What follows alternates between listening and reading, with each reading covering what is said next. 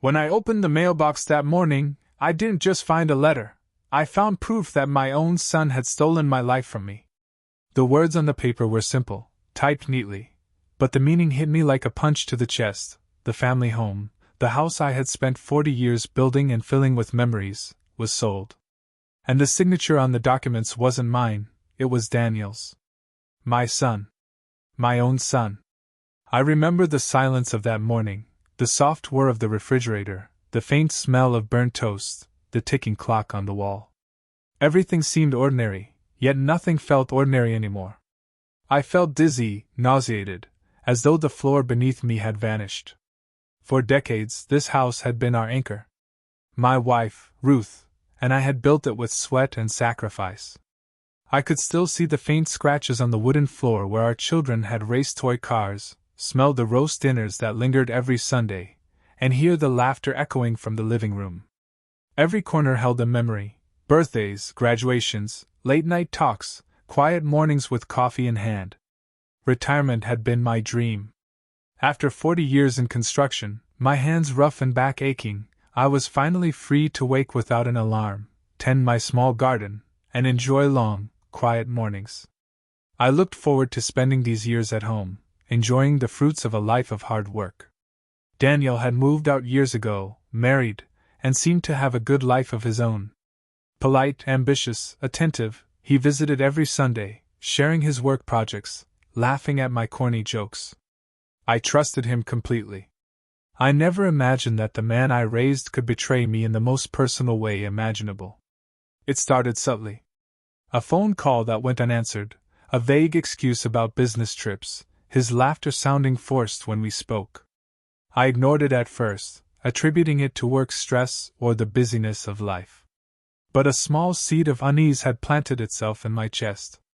Then, one morning, a bright yellow flyer caught my eye on the kitchen counter, a for sale advertisement for a house that looked familiar. My hands trembled as I picked it up. The address. It couldn't be. But the house in the photo, the shape of the patio, the curve of the front steps, all unmistakably ours. My stomach turned over. I wanted to convince myself it was a mistake. Another house. Perhaps someone had used a similar design. But I knew. I had lived here my entire adult life. Every creaking floorboard, every crack in the walls, every corner of the garden, I could recognize them blindfolded. The truth hit with the next envelope, official paperwork from the realtor. Daniel's signature was everywhere. He had sold the house. Without telling me. Without asking me. I could feel my hands shake as I gripped the kitchen counter, staring at the papers. This wasn't just property. It was every memory, every sacrifice, every year of our lives. And now it was gone. I called Daniel immediately, my voice shaking. "Daniel, what is this?" His answer came hesitant, almost casual. "Dad, I thought it would be easier." "Easier for who?" "You." I felt the ache in my chest deepen. "Do you understand what you've done?" His silence was the loudest part. And in that moment, the trust one had built my whole life on felt shattered. I didn't respond in anger at first. I needed to think, to breathe, to understand how my own son could do this. I walked through the empty rooms, each echo of laughter from years past cutting like glass. The garden smelled of jasmine and fresh soil, but even that familiar scent felt foreign. I ran my hand along the windowsill, tracing the grooves where my fingers had pressed in moments of quiet reflection. The house was mine in every memory, and yet the documents said it wasn't. I called a lawyer, not for revenge, but for clarity. I needed to know what I could do, what rights I still had, and how to make Daniel see the weight of what he had done. I combed through papers, signatures, dates, and emails. Every detail confirmed the truth. He had acted alone. It was deliberate, yet I knew it wasn't born of malice. He genuinely believed it was better this way. But better for whom? Not for me. Later that evening, I sat down with Daniel at the kitchen table. The room was quiet except for the faint tick of the clock. Sunlight filtered through the blinds, casting thin stripes across the table. I wrapped my hands around my coffee cup, letting the warmth calm the storm in my chest. Daniel, I said quietly, we need to talk. About the house. He avoided my gaze, fidgeting with a pen. Dad? I thought it would make things easier for everyone. For everyone? I repeated, my voice steady but heavy. This house wasn't just bricks and timber. It was our life, our memories. You took it without even asking. You didn't just sell a house, you sold my trust. I didn't mean to hurt you, he whispered. I know, I said, taking a slow breath.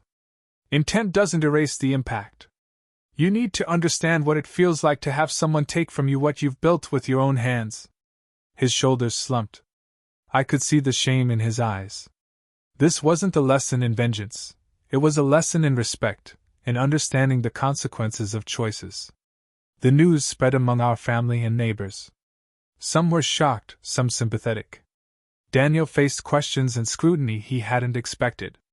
But I didn't humiliate him. I didn't gloat. I let the facts speak. Justice, I realized, was not cruelty. It was accountability, recognition, and the opportunity to learn from mistakes. Slowly, Daniel began to make amends. He apologized to the extended family, clarified misunderstandings, and committed to rebuilding the trust he had broken. I watched him grow in that moment, a painful, humbling, and yet necessary transformation. I chose to stay grounded. Losing the house was bitter, but it wasn't the end. Ruth and I downsized, moving to a smaller home, and we turned the experience into a story of resilience and perspective. I learned that dignity matters more than property, that patience and guidance can repair relationships that might seem irreparable. Walking through our new home, I felt a quiet sense of peace.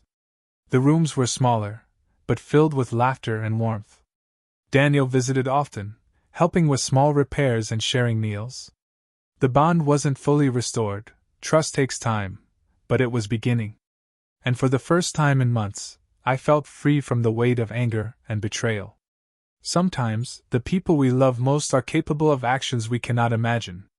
Sometimes, the pain they cause can also teach us our greatest lessons: forgiveness, resilience, and the power of calm dignity. Would you have confronted your child the way I did? Would you have found the strength to forgive and guide them instead of giving in to anger? If you've experienced family betrayal or difficult choices, share your story in the comments. And if you want to hear more stories about real-life family drama and tough lessons learned, consider subscribing. There's always more to explore in the lives of ordinary people facing extraordinary moments.